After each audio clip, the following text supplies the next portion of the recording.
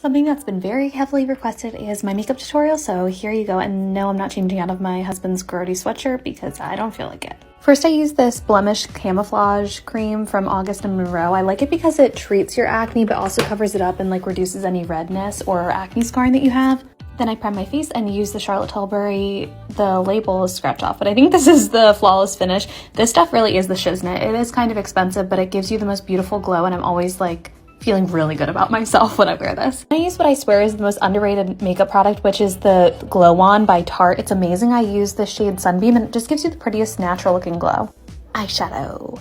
This palette is super old and I got it in the checkout line of a Sephora years ago, but you can do this with any neutral looking palette. I go into the corners of my eyes with a super light color, and then I do a top color on the base, and then a pinkish color for the outer crease. I recommend opening your eye. When you do it, it'll widen your eye, and then a dark brown on the outside.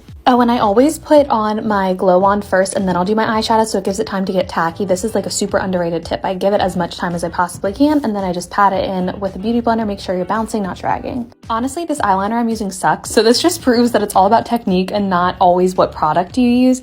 I got this super thin looking brush from Morphe, and I just use it to blend it out and smudge it out, and it just looks great at the end. My favorite part, contour. And I know I just said that it's not always the product, but this product really is the bomb. It's the Contour Wand by Charlotte Tilbury, and I just feel like it blends so flawlessly and doesn't make it look like you have a heavy contour on. It just kind of naturally frames your face. My second favorite part, lashes. I go in with a dry, old, crusty,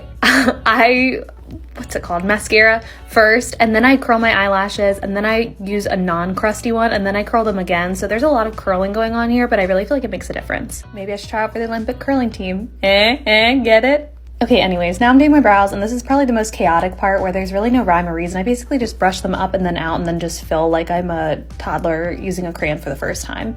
Line my lips, slightly overline them with the darker shade, and then go in with the neutral. Then I use this liquid blush by Rare Beauty, which is amazing and so beautiful and pigmented. I go upwards, and then I kind of drag it over to my nose and everywhere else, and then I use this drugstore bronzer, and then finally a plumping lip gloss, which looks so good, and that's it. Hope that helps.